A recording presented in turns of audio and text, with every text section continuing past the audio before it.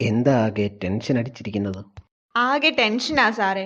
അടുത്ത മാസം ഒരു PSC പരീക്ഷയുണ്ട്. പക്ഷെ പഠിക്കുന്ന ഒന്നും എനിക്ക് അങ്ങോട്ട് ഓർമ്മയിരിക്കുന്നില്ല. എല്ലാം അങ്ങോട്ടും ഇങ്ങോട്ടും മാറിപ്പോവുക. ആകെ ഒരു കൺഫ്യൂഷൻ. അത് പഠിക്കേണ്ട പോലെ പഠിക്കാഞ്ഞിട്ടാ. അപ്പൊ അതെങ്ങനെയാ പഠിക്കേണ്ടത്? സാർ ഒന്ന് സഹായിക്കാമോ? എന്ന് വെച്ചാൽ കോൺസ്റ്റിറ്റ്യൂഷന്റെ 22 പാർട്ടുകൾ ഏതൊക്കെയാണെന്നാണ് ഞാനിപ്പോൾ പഠിച്ചുകൊണ്ടിരിക്കുന്നത്. അപ്പൊ അതെങ്ങനെയാ പഠിക്കേണ്ടതെന്നൊന്ന് പറഞ്ഞു തരുമോ? ഇതിന്റെ കുറെ ഷോർട്ട് കട്ട്സ് ഒക്കെ ഞാൻ ശ്രമിച്ചു. എന്ന് വെച്ചാൽ ടൈറ്റിലും നമ്പറും മാറിപ്പോവാതിരിക്കാൻ വേണ്ടിയായിട്ട് ഓരോ കോഡുകളൊക്കെ വെച്ച് ഉണ്ടാക്കിയൊക്കെ നോക്കി. എന്നിട്ടും ആകെ കൺഫ്യൂഷനാണ്. കോഡുകൾ ഉപയോഗിച്ച് പഠിക്കുന്നത് മാക്സിമം ഒഴിവാക്കാൻ നോക്കണം. കാരണം സിലബസിൽ ഇനിയുമുണ്ട് ഒരുപാട് വർഷങ്ങളും ഒരുപാട് ഡേറ്റുകളും ഒരുപാട് സ്ഥലങ്ങളും ഒക്കെ. അപ്പോൾ കോഡുകൾ ഉപയോഗിച്ച് പഠിച്ചാൽ ഇവയെല്ലാം തമ്മിൽ അങ്ങോട്ടും ഇങ്ങോട്ടും മാറിപ്പോയി കൺഫ്യൂഷൻ ആകാൻ ഉപകരിക്കും.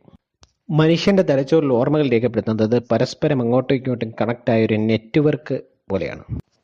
ഒരു വാക്കിനോടൊപ്പം മറ്റൊരു വാക്ക് പഠിക്കാൻ ശ്രമിക്കുമ്പോൾ, ഉദാഹരണത്തിന് ഒരു സംഭവത്തോടൊപ്പം ഒരു വർഷം പഠിക്കാൻ ശ്രമിക്കുമ്പോൾ, അല്ലെങ്കിൽ ഒരു വർഷത്തോടൊപ്പം ഒരു സ്ഥലപ്പേര് പഠിക്കാൻ ശ്രമിക്കുമ്പോൾ, കോഡുകൾ രൂപീകരിച്ച് പഠിക്കാതെ ഈ രണ്ട് വാക്കുകൾ തമ്മിൽ കണക്ട് ചെയ്യാനുള്ള ഒരു ലിങ്ക് ആ വാക്കുകളിൽ നിന്ന് തന്നെ രൂപീകരിക്കണം.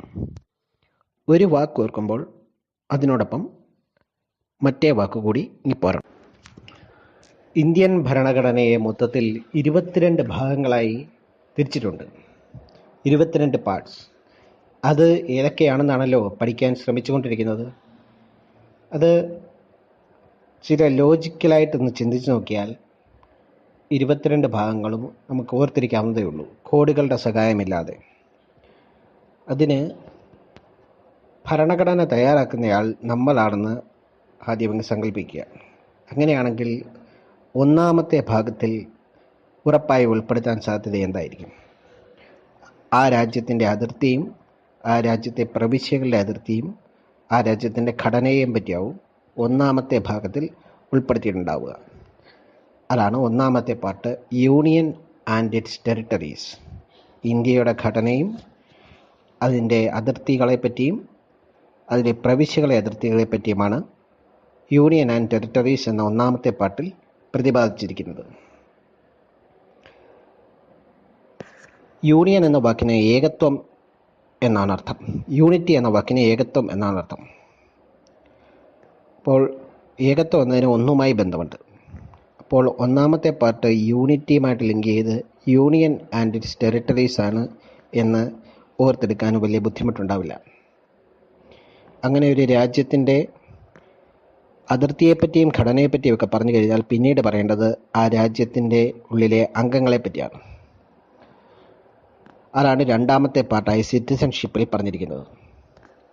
ഒരു രാജ്യത്തെ എങ്ങനെയൊക്കെ അംഗത്വം എടുക്കാം, എങ്ങനെയൊക്കെ അംഗത്വം നഷ്ടപ്പെടും മുതലായ കാര്യങ്ങളാണ് സിറ്റിസൺഷിപ്പിൽ പറഞ്ഞിരിക്കുന്നത്. Part 2 citizenship. പിന്നെയുള്ളത് മൂന്നാമത്തെ പാർട്ടാണ് ഫണ്ടമെൻ്റൽ റൈറ്റ്സ്. ഒരു രാജ്യത്തിൻ്റെ അതിർത്തിയെപ്പറ്റിയും അതിലെ അംഗങ്ങളെപ്പറ്റിയും പറഞ്ഞു കഴിഞ്ഞാൽ പിന്നീട് പറയേണ്ടത് ആ അംഗങ്ങളുടെ അവകാശങ്ങളെ പറ്റിയാണ്, മൗലിക അവകാശങ്ങൾ. അതാണ് പാർട്ട് 3 ആയ ഫണ്ടമെൻ്റൽ റൈറ്റ്സിൽ പറഞ്ഞിരിക്കുന്നത്. ആർട്ടിക്കിൾ 12 മുതൽ 35 വരെയാണ് ഫണ്ടമെൻ്റൽ റൈറ്റ്സിനെ പറ്റി പറഞ്ഞിട്ടുള്ളത്. നിലവിൽ 7 ഫണ്ടമെൻ്റൽ റൈറ്റ്സ് ആണുള്ളത്. Right to equality, right to freedom, right against exploitation, right to freedom of religion, cultural and educational rights, right to constitutional remedies, right to privacy. നേരത്തെ right to property എന്നൊരു right ഉണ്ടായിരുന്നു, സ്വത്തവകാശ അധികാരം. 1978 44-ാമത്തെ അമെൻമെൻറ്റിൽ right to property എന്ന ഈ മൗലികാവകാശം amendment ചെയ്ത് എടുത്തു കളയുകയുണ്ടായി. ഇനിയുള്ളത് പാർട്ട് 4 ആണ്. പാർട്ട് 4 പറഞ്ഞിരിക്കുന്നത് directive principles of state policy പറ്റിയാണ്. ജനങ്ങളുടെ ക്ഷേമം അഭിവൃദ്ധിപ്പെടുത്തുന്നതിനുള്ള ഒരു സാമൂഹിക വ്യവസ്ഥിതി സ്റ്റേറ്റ് കൈവരുത്തണമെന്ന് ഈ ഭാഗം ആവശ്യപ്പെടുന്നു. 36 മുതൽ 51 വരെയുള്ള ആർട്ടിക്കിൾസാണ് directive principles of state policy അഥവാ നിർദ്ദേശക തത്വങ്ങൾ. പേര് സൂചിപ്പിക്കുന്നത് പോലെ തന്നെ ഇത് മാർഗനിർദ്ദേശക തത്വങ്ങളാണ്. ഭരണനിർവഹണത്തിലും നിയമനിർമ്മാണത്തിലും ഭരണകൂടം പാലിക്കേണ്ട നിർദ്ദേശങ്ങളാണ് ഈ ഭാഗത്ത് പ്രതിപാദിച്ചിരിക്കുന്നത്. ഗവൺമെൻറ് സ്വീകരിക്കേണ്ട ചില നയങ്ങളെപ്പറ്റിയും ഒരു സമൂഹമെന്ന നിലയിൽ പൗരന്മാർ സ്വീകരിക്കേണ്ട ലക്ഷ്യങ്ങളും മാർഗങ്ങളുമൊക്കെയാണ് ഈ ഭാഗത്ത് പറഞ്ഞിരിക്കുന്നത്. ഫണ്ടമെൻ്റൽ റൈറ്റ്സ് ഗവൺമെൻറ്റിനെ ചില കാര്യങ്ങൾ ചെയ്യുന്നതിൽ നിന്നും വിലക്കുന്നു. എന്നാൽ ഡയറക്റ്റീവ് പ്രിൻസിപ്പിൾസ് ഗവൺമെൻറ് ചില കാര്യങ്ങൾ ചെയ്യണമെന്ന് നിർദ്ദേശിക്കുന്നു. ഡയറക്റ്റീവ് പ്രിൻസിപ്പിൾസ് കേവലം നിർദ്ദേശങ്ങളായതുകൊണ്ട് തന്നെ കോടതിയുടെ പിൻബലത്തോടുകൂടി ഇവ നടപ്പാക്കാൻ പറ്റാത്തവയാണ്. ഇനിയുള്ളത് പാർട്ട് 4A ആണ്. Fundamental duties. ഭരണഘടന ആദ്യം നിർമ്മിക്കുമ്പോൾ ഇങ്ങനെ ഒരു പാർട്ടില്ലായിരുന്നു. പാർട്ട് 4A 1976 42-ാം ഭരണഘടനാ ഭേദഗതി നിയമം അനുസരിച്ചാണ് ഫണ്ടമെൻ്റൽ ഡ്യൂട്ടീസ് ഭരണഘടനയോട് കൂട്ടിച്ചേർത്തത്. ഇതനുസരിച്ച് ഇന്ത്യയിലെ ഏതൊരു പൗരനും ഫണ്ടമെൻ്റലായ ചില ഡ്യൂട്ടീസ് അനുഷ്ഠിക്കേണ്ടതുണ്ട്. ആർട്ടിക്കിൾ 51A ഫണ്ടമെൻ്റൽ ഡ്യൂട്ടീസിനെ പറ്റി പ്രതിപാദിച്ചിരിക്കുന്നത്. ആർട്ടിക്കിൾ 4-ഉം പാർട്ട് 4-ഉം പാർട്ട് 4Aയും ഓർത്തിരിക്കാൻ വിഷമമുണ്ടാവില്ല. കാരണം ഇവ രണ്ടും ഉൾപ്പെടുത്തിയിരിക്കുന്ന ടൈറ്റിൽസ് തുടങ്ങുന്നത് ഡിയിലാണ്. ഡയറക്റ്റീവ് പ്രിൻസിപ്പിൾസ് ഓഫ് സ്റ്റേറ്റ്സ് പോളിസിയും ഡ്യൂട്ടീസും ഫണ്ടമെൻ്റൽ ഡ്യൂട്ടീസ്. ഈ ഡി എന്ന് പറയുന്നത് ഇംഗ്ലീഷ് അക്ഷരമാലയിലെ 4-ാമത്തെ അക്ഷരമാണ്. അതുകൊണ്ട് പാർട്ട് 4-ഉം പാർട്ട് 4Aയും ഡയറക്റ്റീവ് പ്രിൻസിപ്പിൾസ് ഓഫ് സ്റ്റേറ്റ് പോളിസിയും ഫണ്ടമെൻ്റൽ ഡ്യൂട്ടീസും ആണെന്ന് ഓർത്തിരിക്കാൻ വിഷമമുണ്ടാവില്ല. ഇനിയുള്ളത് പാർട്ട് 5, 6, 7, 8, 9 എന്നിവയാണ്. ഇവ എങ്ങനെ ഓർക്കാമെന്ന് നോക്കാം.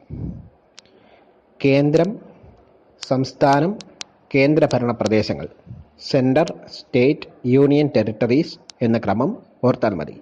ഇവയാണല്ലോ ഭാരതത്തിൻ്റെ അടിസ്ഥാനമായ ഭരണ സംവിധാനങ്ങൾ.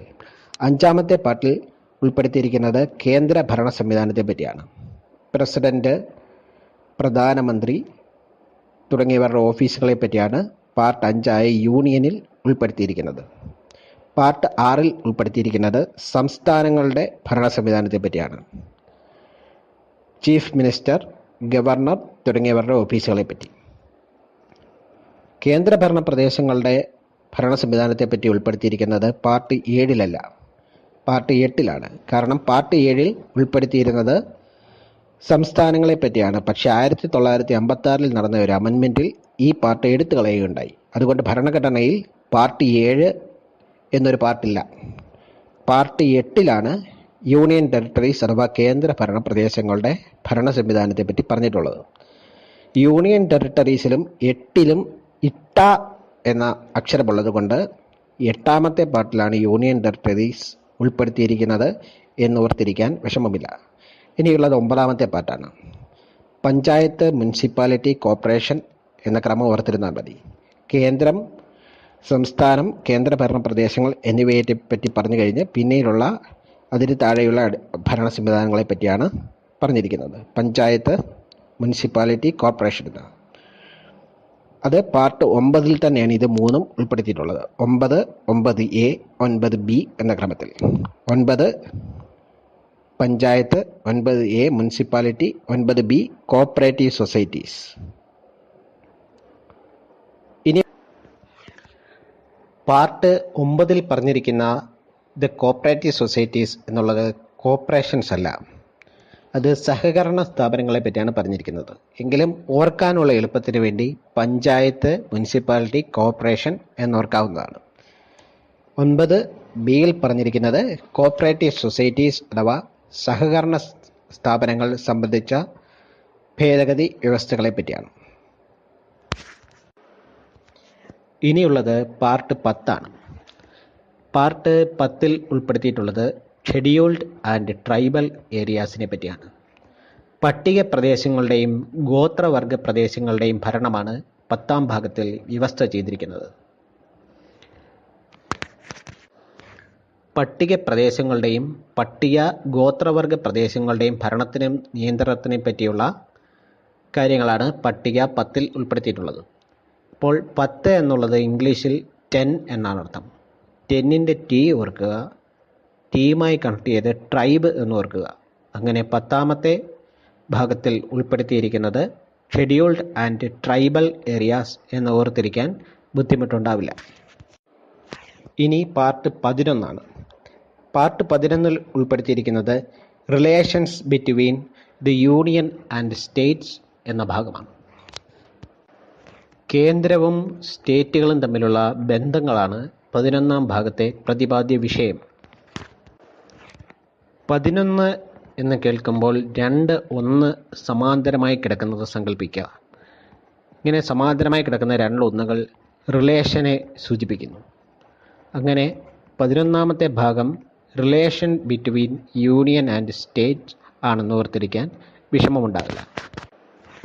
12ാമത്തെ ഭാഗത്തിൽ ഉൾപ്പെടുത്തിയിരിക്കുന്നത് finance, property, contracts and suits എന്നുള്ള ഭാഗമാണ്. ധനകാര്യം, വസ്തു, കോൺട്രാക്ട് വ്യവഹാരങ്ങൾ എന്നിവയെപ്പറ്റിയാണ് 12ാം ഭാഗത്തിൽ വിവരിക്കുന്നത്. ഫിനാൻസ് കമ്മീഷൻ, അതിൻ്റെ ഘടന, അധികാരം, അവാർഡ്, ധന വിഭവ വിതരണം എന്നിവയെ സംബന്ധിച്ചും ഈ ഭാഗം വ്യവസ്ഥ ചെയ്യുന്നു. പ്രത്യേക സാമ്പത്തിക വ്യവസ്ഥകൾ, അവയിലെ ആസ്തികൾ, അതിൻ്റെ ഉടമസ്ഥതയും നിയന്ത്രണവും സംബന്ധിച്ച വ്യവസ്ഥകൾ എന്നിവ ഈ ഭാഗത്താണ് ചേർത്തിരിക്കുന്നത്. പ്രത്യേക സാമ്പത്തിക മേഖലകൾ എന്ന് വെച്ചാൽ SEZ, special economic zone. Fundamental റൈറ്റ്സിൽ നിന്നും അമെൻമെൻറ്റ് നടത്തി ഒഴിവാക്കപ്പെട്ട റൈറ്റ് ടു പ്രോപ്പർട്ടി അഥവാ സ്വത്തവകാശ സ്വാതന്ത്ര്യം സംബന്ധിച്ച ഭരണഘടനാവകാശം എന്ന നിലയിൽ ആർട്ടിക്കിൾ 300 ഉൾപ്പെടുത്തി ഈ ഭാഗത്ത് കൂട്ടിച്ചേർത്തിട്ടുണ്ട്. അങ്ങനെ 12ാമത്തെ ഭാഗം finance, property, contracts and suits ആണെന്ന് ഓർത്തിരിക്കുക. ഇനിയുള്ളത് 13ാമത്തെ ഭാഗമാണ്. 13ൽ ഉൾപ്പെടുത്തിയിരിക്കുന്നത് trade and commerce within the territory of India ആണ്. ഇന്ത്യയുടെ ഭൂപ്രദേശത്തിനുള്ളിലെ വ്യാപാരം, വാണിജ്യം എന്നിവയെ പറ്റിയുള്ള വ്യവസ്ഥകൾ പറഞ്ഞിരിക്കുന്നത് പാർട്ട് 13ലാണ്. 13 എന്നുള്ളത് 13 എന്നാണ് ഇംഗ്ലീഷിൽ. അപ്പോൾ വീണ്ടും ടീമായി കണക്ട് ചെയ്ത് ട്രേഡ് എന്ന് ഓർക്കുക. അപ്പോൾ 13ാമത്തെ ഭാഗത്തിൽ ഉൾപ്പെടുത്തിയിരിക്കുന്നത് trade and commerce within the territory of India എന്നോർക്കാൻ എളുപ്പമാണ്. ഇനിയുള്ളത് പാർട്ട് 14ആണ്. Services under the union, the states എന്നാണ് പാർട്ട് 14 ടൈറ്റിൽ ഉള്ളത്. യൂണിയൻ്റെയോ സ്റ്റേറ്റിൻ്റെയോ പബ്ലിക് സർവീസുകളിലേക്ക് ആളുകളെ ചേർക്കുന്നതിനെ പറ്റിയും അവയിൽ നിയമിക്കപ്പെടുന്ന ആളുകളുടെ സേവന വ്യവസ്ഥകളെ പറ്റിയും പറഞ്ഞിരിക്കുന്നത് ഈ പാർട്ടിലാണ്. UPSCയെ പറ്റിയും PSCയെ പറ്റിയും ഒക്കെ പറഞ്ഞിരിക്കുന്നത് പാർട്ട് 14ലാണ്. ഇങ്ങനെ സർവീസുകളിലേക്കും തസ്തികകളിലേക്കുമുള്ള നിയമനങ്ങളിലും സേവന വ്യവസ്ഥകളിലും മറ്റുമുണ്ടാകുന്ന തർക്കങ്ങളും പരാതികളും വിചാരണ ചെയ്യുന്നതിന് വേണ്ടിയുള്ള ട്രൈബ്യൂണലുകൾ രൂപീകരിക്കുന്നതിനെ പറ്റി പറഞ്ഞിരിക്കുന്നത് പാർട്ട് 14A-യിലാണ്. 42ാം അമെൻമെൻറ്റിലാണ് ട്രൈബ്യൂണൽസ് എന്ന ഭാഗം പാർട്ട് 14A-യിൽ ഉൾപ്പെടുത്തിയത്.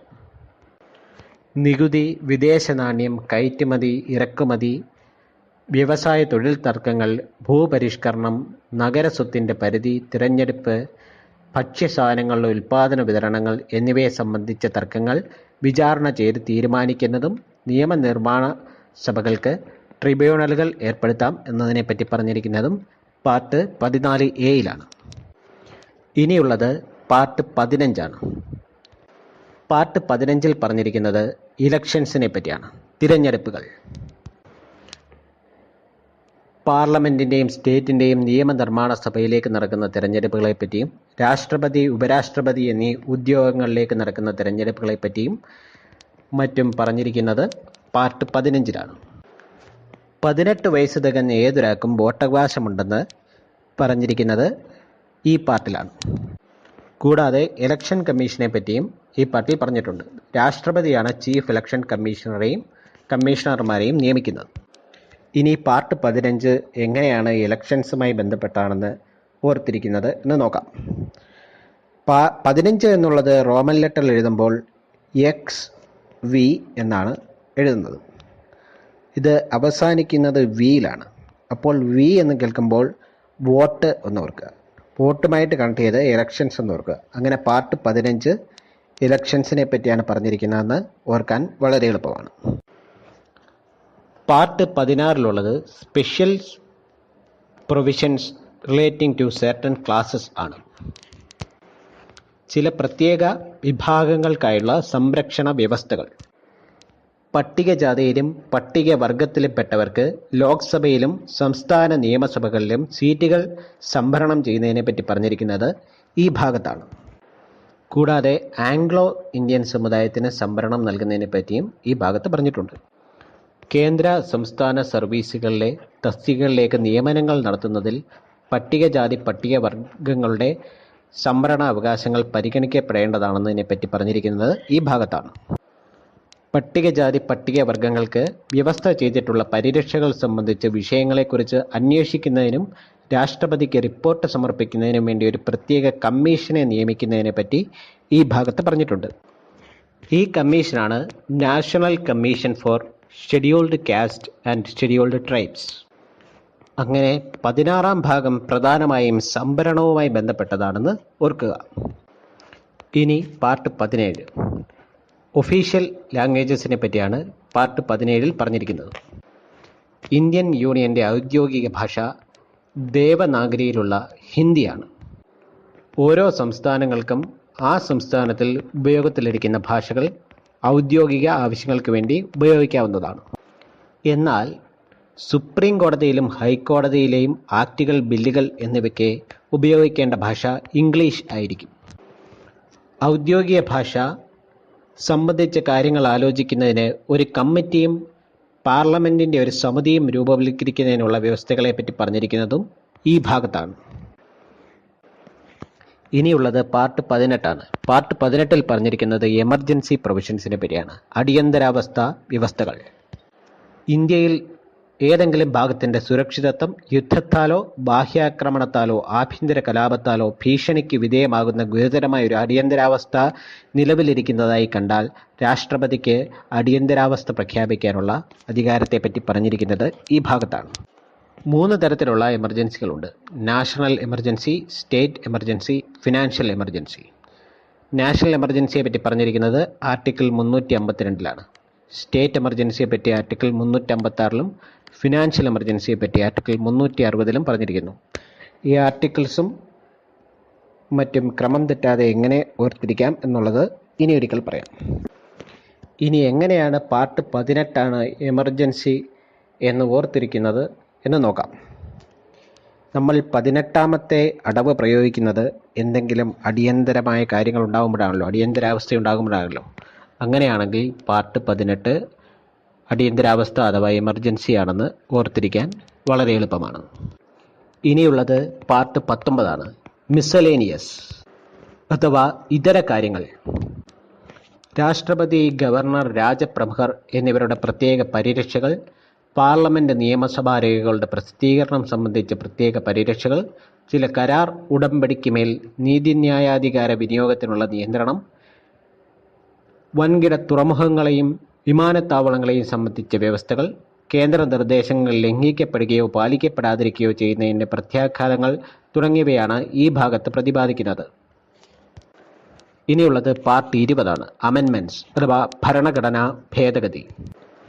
ഭരണഘടനയിൽ പുതുതായി എന്തെങ്കിലും കൂട്ടിച്ചേർക്കണമെങ്കിലോ എന്തെങ്കിലും തിരുത്തലുകൾ വരുത്തണമെങ്കിലോ അതിനെപ്പറ്റി പറഞ്ഞിരിക്കുന്നത് ഈ ഭാഗത്താണ്.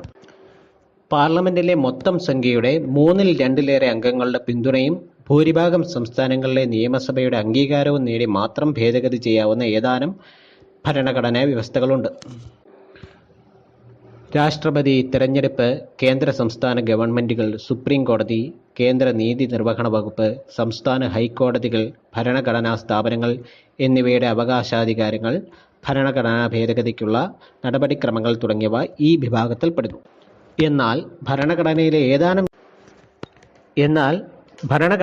ഏതാനും ചില വ്യവസ്ഥകൾ ജനപ്രതിനിധി സഭയിലെ 2/3 ഭൂരിപക്ഷം ഇല്ലാതെ തന്നെ ഭേദഗതി ചെയ്യാവുന്നവയാണ്. സംസ്ഥാനങ്ങളുടെ രൂപീകരണം, സംസ്ഥാന ജനപ്രതിനിധി സഭയിലെ ഉപരിസഭ രൂപീകരിക്കലും പിരിച്ചുവിടലും മറ്റുമാണ് ഈ വിഭാഗത്തിൽപ്പെടുന്നത്. ഇന്ത്യൻ ഭരണഘടനയിൽ ഫണ്ടമെൻ്റൽ റൈറ്റ്സായി ഉൾപ്പെടുത്തിയിരുന്ന സമത്വം, സ്വാതന്ത്ര്യം എന്നിവയുടെ നിർവചനങ്ങളിൽ സാമൂഹികവും വിദ്യാഭ്യാസപരമായി പിന്നാക്കമായിരുന്ന ജനവിഭാഗങ്ങൾക്ക് പ്രത്യേക സൗജന്യങ്ങൾ ലഭ്യമാകും വിധം മാറ്റം വരുത്തുകയും അതിനുള്ള വ്യവസ്ഥകൾ ഭരണഘടനയുടെ 9ാം ഷെഡ്യൂളായി കൂട്ടിച്ചേർക്കുകയും ചെയ്തതാണ് ഒന്നാമത്തെ അമെൻമെൻറ്റ്. 1951 ഇത്. ഇനി പാർട്ട് 20 അമെൻമെൻറ്റ്സ് അഥവാ മാറ്റിത്തിരുത്തലുകൾ എന്നെങ്ങനെ ഓർക്കാം എന്ന് നോക്കാം. പാർട്ട് 20 എന്നുള്ളത് റോമൻ ലെറ്ററിൽ എഴുതുമ്പോൾ 2 എക്സുകളാണ് എഴുതുന്നത്, അഥവാ 2 ക്രോസുകൾ തിരുത്തലുകളിനെ സൂചിപ്പിക്കുന്നു. അപ്പോൾ 2 ക്രോസുകൾ മാറ്റിത്തിരുത്തലുകൾ അഥവാ അമെൻമെൻറ്റിനെ സൂചിപ്പിക്കുന്നു. അങ്ങനെ പാർട്ട് 20 അമെൻമെൻറ്റ്സ് ആണെന്ന് ഓർത്തിരിക്കാൻ വളരെ എളുപ്പമാണ്. ഇനിയുള്ളത് part 21 temporary, transitional and special പ്രൊവിഷൻസിനെ പറ്റിയാണ് പാർട്ട് 21 പറഞ്ഞിരിക്കുന്നത്. താൽക്കാലിക മാറ്റങ്ങൾക്ക് വിധേയമാകാവുന്ന പ്രത്യേക അവസ്ഥാവിശേഷങ്ങൾ. 21 എന്നാൽ ടെമ്പററി ആണെന്ന് ഓർത്തിരുന്നാൽ മതി. ഇനിയുള്ളത് അവസാനത്തെ പാർട്ടായ part 22 short title date of commencement, authoritative test in Hindi and repeals. തലക്കെട്ട്, പ്രഖ്യാപനം, ഹിന്ദിയിലേക്കുള്ള പരിവർത്തനം, തിരിച്ചെടുക്കൽ എന്നിവയാണ് പാർട്ട് 22 പറഞ്ഞിരിക്കുന്നത്. ഇങ്ങനെ മൊത്തം 22 ആർട്ടിക്കിൾസും അതിനോടൊപ്പം അമെൻമെൻറ്റ് വഴി കൂട്ടിച്ചേർക്കപ്പെട്ട 9A municipalities, 9B cooperative societies, 14A tribunals എന്ന 3 ഭാഗങ്ങളൂടി ചേർത്ത് മൊത്തം 25 പാർട്ടുകളാണ് നിലവിൽ ഭരണഘടനയിലുള്ളത്. ഒരല്പം ലോജിക്കലായി ചിന്തിക്കുകയും ഈ ലിങ്കുകളൊക്കെ ഓർത്തിരിക്കുകയും ചെയ്തു കഴിഞ്ഞാൽ 22 പാർട്ടുകളും നമുക്കിങ്ങനെ ക്രമം തെറ്റാതെ ഓർത്തിരിക്കാവുന്നതാണ്. ഇനി ആദ്യം മുതലൊന്ന് പറഞ്ഞ് ട്രൈ ചെയ്ത് നോക്കൂ. എന്നാൽ ശരി, ഞാനൊന്ന് ട്രൈ ചെയ്ത് നോക്കാം. പാർട്ട് 1 എന്ന് വെച്ചാൽ unity, union and its territories. ഒരു രാജ്യത്തെ അതിർത്തികളെ കുറിച്ചാണ് ആദ്യം പറഞ്ഞത്. അപ്പോൾ രണ്ടാമത് പറയേണ്ടത് സിറ്റിസൺസിനെ പറ്റിയാണ്. അപ്പോൾ സെക്കൻഡ് സിറ്റിസൺഷിപ്പ്. സിറ്റിസൺസിനെ പറ്റി പറഞ്ഞു കഴിഞ്ഞാൽ പിന്നെ പറയേണ്ടത് അവരുടെ അവകാശങ്ങളെ പറ്റിയാണ്. അപ്പോൾ ഫണ്ടമെൻ്റൽ റൈറ്റ്സ്. 4ാമത്തെ അക്ഷരം D ആണ്. അപ്പോൾ part 4 fundamental duties. Part 4A directive principles of state policies. തെറ്റിപ്പോയി. Part 4 directive principles of state policy. Part 4A ആണ് ഫണ്ടമെൻ്റൽ ഡ്യൂട്ടീസ്. രണ്ടും ഡിയിലാണ് തുടങ്ങുന്നതെങ്കിലും ഇത് തമ്മിൽ 4ഉം 4Aയും തമ്മിൽ അങ്ങോട്ടും ഇങ്ങോട്ടും മാറിപ്പോകാതിരിക്കാൻ ശ്രദ്ധിക്കുക. Okay, continue. പിന്നെ 5, 6, 7 5 യൂണിയൻ, 6 സ്റ്റേറ്റ്, 7 യൂണിയൻ ടെറിട്ടറീസ്. വീണ്ടും ഒരു തിരുത്ത്, ഭരണഘടനയിൽ 7 എന്നൊരു പാർട്ടില്ല, 8 union territories. Okay, 8 union territory. ഇനി 10 എന്ന് പറഞ്ഞാൽ 10 that is T for tribe. അപ്പോൾ ഷെഡ്യൂൾഡ് ആൻഡ് ട്രൈബൽ ഏരിയാസ് ആണ് 10th. 11th, അപ്പം 11 എന്ന് പറയുന്നത് 2 പാരലലായി കിടക്കുന്ന ലൈക്ക് റിലേഷൻ. അപ്പോൾ relation between the union and States. അപ്പം യൂണിയൻ ആൻഡ് സ്റ്റേറ്റ്സിൻ്റെ റിലേഷൻസ് പറഞ്ഞു കഴിയുമ്പം നെക്സ്റ്റ് വരുന്നത് 12ാമത്തെ ഫിനാൻസിനെ പറ്റിയും പ്രോപ്പർട്ടിയും കോൺട്രാക്റ്റും ഒക്കെ ആയിരിക്കും. അപ്പം 12th എന്ന് പറഞ്ഞാൽ finance, property, contracts and suits. 13 വീണ്ടും T. അപ്പോൾ T for trade, commerce and intercourse within the territory of India. 14 services under the union and the states. 14A tribunals. 15 Roman ലെറ്ററിൽ ഏറ്റവും ലാസ്റ്റ് വരുന്ന V പോലെ വരുന്നത്. അപ്പം V ഫോർ വോട്ട്. അപ്പോൾ 15 elections. Special provisions relating to certain classes. പിന്നെ part 17 വരുന്ന official language. 18 എന്ന് പറയുമ്പോൾ 18ാം അടവെന്നൊക്കെ എടുക്കത്തില്ലേ? അപ്പോൾ എന്ന് പറയുന്നത് നമ്മൾ എമർജൻസി കേസസ് വരുമ്പോഴാണ് അങ്ങനെ എടുക്കുന്നത്. അപ്പോൾ part 18 emergency provisions. Part 19 miscellaneous. Part 20 എന്ന് വെച്ചാൽ റോമൻ ലെറ്ററിൽ 2 ക്രോസ് ആണ്. അപ്പം തിരുത്തലുകളുടെ ഒരു ഇത്. അപ്പം അങ്ങനെ വരുമ്പോഴത്തേന് അമെൻമെൻറ്റ് ഓഫ് ദി കോൺസ്റ്റിറ്റ്യൂഷൻ ആണ് part 20. Part 21 temporary, transitional and special provisions. Part 22 short title, commencement, authoritative text in Hindi and repeals. Okay, ഇങ്ങനെ പഠിച്ചപ്പോൾ എന്ത് തോന്നുന്നു? Wow, thank you sir. ഞാൻ എന്തുമാത്രം ഒത്തിരി ഷോർട്ട് കട്ട്സ് ഒക്കെ കണ്ടുപിടിച്ചതാണ്, പക്ഷെ എനിക്കതൊന്നും ഓർക്കാൻ പറ്റുന്നില്ലായിരുന്നു. ഇതൊക്കെ ഭരണഘടനയുമായി ബന്ധപ്പെട്ട ഫാക്ച്വൽ ഡേറ്റാസാണ്. ഇനിയുമുണ്ട് ഇതുപോലെയുള്ള ഫാക്ച്വൽ ഡേറ്റാസ്. 12 ഷെഡ്യൂൾസ് ഉണ്ട്, 395 ആർട്ടിക്കിൾസ് ഉണ്ട്, പിന്നെ ഭരണഘടനയുടെ ചരിത്രവുമായി ബന്ധപ്പെട്ട വർഷങ്ങളുണ്ട്, പേരുകളുണ്ട്.